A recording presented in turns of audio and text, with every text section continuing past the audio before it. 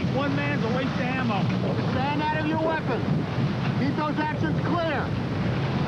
I'll see you on the beat. Well, we are back with the cast of Steven Spielberg's Saving Private Ryan, and I still get chills just watching that little piece of it. In order to honestly portray soldiers, Spielberg sent all of these guys to real boot camp, and you were only there for how long? About a week? It was fun. You weren't there. You weren't there. You never went. No, except for Matt. Except for Matt. We're going to get to him later. It was 6 days. Okay, who wants to take a crack at describing what it was like? It was cold. Okay. It was hard. See, what happened was it was hard. in June, but see what was interesting, it was June, right about the time that it was, you know, the guys really went off to D-Day. And it rained, more or less, so we were cold and wet for about 5 days. That was the worst part of it, cold and wet. And you hated it. Well, I didn't. I thought But you said earlier, you said... That's right. That is true. Because I was a ranking officer, I had my own tent. my own tent. And you? I had my own tent. I tented with Barry Pepper. So. But you, at one point, you guys said, this is too tough, and we want to leave. I mean, it was that, what was so bad about it? Well, the thing was, you know, I mean, it rained almost the whole time, and at night, it dropped down to like 50 or 40 degrees. The food wasn't very good. The food, but I mean, physically, it was the most physically exhausting thing I'd ever done in my life. We had K No rations. women. But it really wasn't that. I mean, it really was, you know, not to make light of it, but it was really tough. I mean, guys were getting sick, guys were twisting ankles. You're up in the morning, a 6-mile run, then you have your powdered coffee, and then it's a 12-mile hike with 60 pounds on your back and a big weapon, and Tom's screaming at you the whole time. Yeah. Who, me? You know, not you. He wasn't screaming at you. To make you realize what it was really like, so that it would, it's called Well, that was method certainly acting. part of it. The other part of it was to become familiar with everything. Because, you know, as actors, we're going to trust the costume people to come and help us put all this stuff on, the prop guys to inform us. We needed to be able to wear all that stuff like a second skin. Now we're going to meet Captain Dale Dye, who served as military advisor for Saving Private Ryan. He fought in Vietnam. I met him before. He's cute. Survived 31 major combat operations. He's decorated with honors, including 3 Purple Hearts. And he turned these Hollywood cream puffs into real fighting men. Please welcome Captain Dale Dye.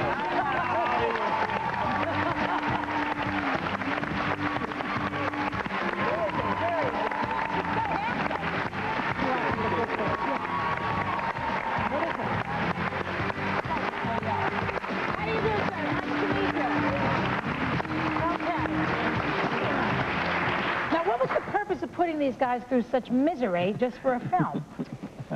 Well, if it was just a film, then there would be no purpose. I see. This is something I think has much more than just an entertainment value.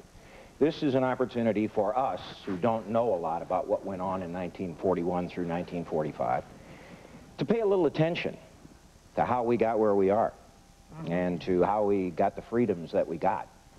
And it was won in a very, very difficult fashion by those men who died on Omaha and other places around the world. So I didn't feel like fooling with it. I thought that they ought to honor those people. Did they said they had nicknames? What were their nicknames? Turd. Yeah. I was about to say perhaps we better avoid that subject. I want to ask Matt a question, because you were the only one, since you were not, you don't come on until a certain place in the film. You were the only one who did not go to boot camp. Right? Right. Can he, you know, can he live up to the rest? Can this kid do push-ups? It's 2 things. Yes, he can. And as a matter of fact, let's show him. Hit it. You mean you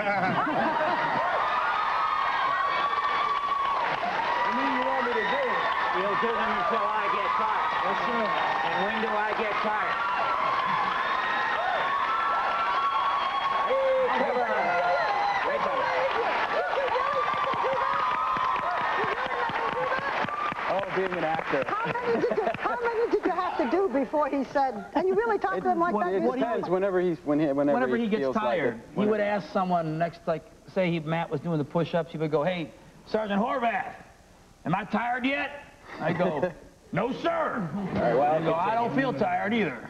Let's keep going. So, I should whenever say he got a word tired. about Matt, though. There's 2 things about him. He did come in late, but my staff... But that wasn't his fault, was it? No, but my staff, my first sergeant and my right guide, who are also soldiers, got a hold of him the minute he crawled off the airplane. So he got a quick and intense. And the other thing about him, and it's, you know, I have to tell you, I'm so proud of these kids, especially this kid, who I trained for Vietnam and World War II. But these guys really are the young Americans who fought that war. And Matt's one of those. He was on me constantly. He would never make a move with his weapon or tactically or anything else until he'd whispered something in my ear to see if he was right or wrong. He cared. They all cared. Very proud of him. I have the impression that you guys are not the cream puff actors that I said before. I have the feeling that you guys are really doing your jobs. Not everybody does. Am I right? I hope so, yeah. I think also it was really good that I missed the boot camp. Now, let me qualify that. I'll be the judge of that. Because Be careful, he's going to make you get down on the floor again. I'm used to it, though. So. But because these guys were really playing a really tight-knit unit and that I'm not a part of, and they resent me for, you know, for having to risk their own lives, 8 of them, just to save me. And so, you know, there was a little bit of that resentment when I showed up, you know, late and just kind of, hey guys, how's it going? You know, I mean, they'd kind of been through this serious bonding experience together, so they were, you know, it was pretty, as an actor, you know, so character actor kind of showing up. into the daily card game. We had to give him a little dab of the brush. But they had like their own special card game that they played that they'd made up, you know, and It's fascinating. I mean, the backstage story is certainly not as fascinating as the film, which is, you know, as we've said, epic. But it's interesting that you really did go through all of this stuff. If you think that boot camp was tough, wait till you come back now with Debbie and Meredith and the rest of us, and we do the question of the day. I mean, that is really hard. And audience questions. Audience questions. I mean, heaven knows what they're going to ask. We'll be right back.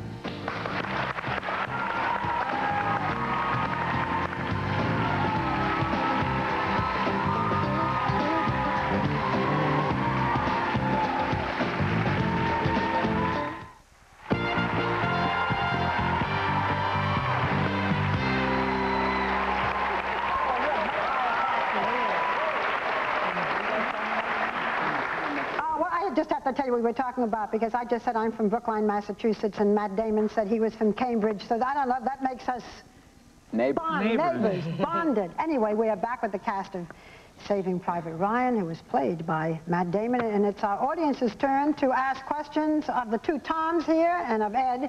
So, Debbie, you got some questions of Matt. Over here. And Matt, of course. Yeah. Well, I just took care of Matt, didn't I? Yeah. What's your name? Where are you from? Hi, I'm Diane from Scottsdale. I want to know, during filming, did you play practical jokes on each other? Did you play practical jokes on each other, or were you all too pure for that? Not really. It was the mannequins that we had some fun. Oh, we did. Mannequins. We threw apple. Yeah, mannequins. Remember the apple thing? We played Bust the Window Pane a couple times. We played Bust the Window. And how long did we do it? We did it right up until Captain Dye pointed out that it's not a good idea to do that. And then, mysteriously, we stopped doing it. We stopped doing it. What was it, though? You have to add turds. Ed played the popular game, Fry Your Fingers on the hot barrel of the BAR. That was fun. I've got a question for Captain Dye. Would you go to battle with any of these guys? Yes, ma'am, I would. I'd be proud to lead them or proud to follow them. Okay, we got another one. What's your name? Where are you from? Hi, I'm Melissa. I am from St. Francis, Wisconsin, and I have a question for Matt Damon. First of all, I personally think that you are really great looking. Join the rest of America. Now that you're becoming really more popular, do you have any problems going out in public with girls attacking you? No. Well, it might happen today. No, I think, honestly, if you just, I'm hoping that if I just kind of keep doing things the way I always did them, that people don't get, I don't really go around with, like, you know, bodyguards or anything like that, so people don't really get freaked out. They just kind of come up and say, hey. Thanks. Sure. Ed, I wanted to ask you, you are a director, so how was it giving up the reins here? Now, obviously, it's Spielberg, so he's a very special case, but... I jumped at the chance and knew it would be a great learning experience. I know, we all kind of spent every day looking over Steven's shoulder, just trying to learn as much as we could. So for me as a filmmaker, it was just a great learning experience. And I kid that the one thing I learned is how little I know about filmmaking, because the guy really, it's just, he's on another level. Didn't you try to keep up with him one day? One Steven? One day I tried to keep up to him. I decided, because I mean, I'm, at this point, when I did this, I was, like a character actor, and it was a chance to work with these guys, and so 3 directors, because that's right, Thomas too. Sure, and so I said, well, okay, I'm going to try and follow around Steven Spielberg for one day.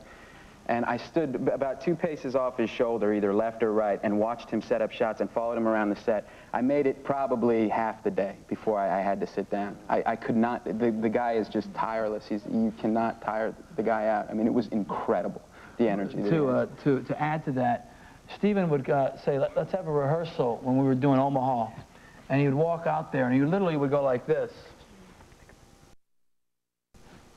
Okay, you guys will get ready. And, that was the extent of our rehearsal, and now he's going to now move 36,000 extras around and bring Tom and I out of the water and get us to the beachhead. Does he make you talk do it about a guy who knows he doesn't have any storyboards. Maybe 3 takes.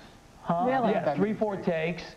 And he knows his subject so well that I was stunned. Yeah. He works very fast. He would literally just come out there and just... Ed actually made an observation when we were shooting. He's going... Ed said to me one day, he goes, he works faster than me. You know, because Ed had done these smaller type films that broke him out. Where they can't afford film. Where they can't afford film. You have no choice but to work quickly. We've got some girls up here with some more questions. Go ahead. Hi, I'm Christine, and I'm from Babylon, Long Island, New York. And this question is for Ed. I was wondering, are you seeing anyone right now? Are you offering? 1-800 Ed Rose. Matt and I got kind of close in the foxhole. I think this is a good time to, sing that. Let's do it. Come on, you guys. No, I just follow Matt around, and when they attack... Well, just in the interest of science here, these two are bachelors. Tom, I just met your beautiful wife. You've been married 20 months. 20 months. We've been together for 4 years.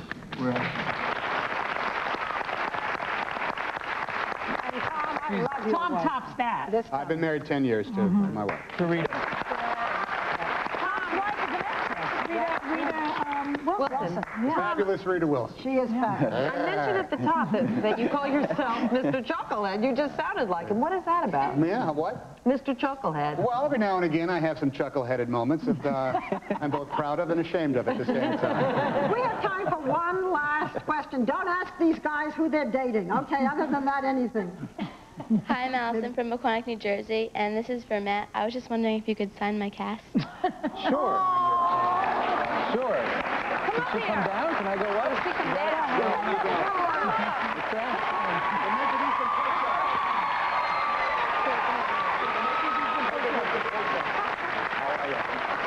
What's your name? Allison. 2 L's or 1? A-L-Y. A-L-Y. Wait, attack him. Now she... You should know that we are selling casts outside of My bike. I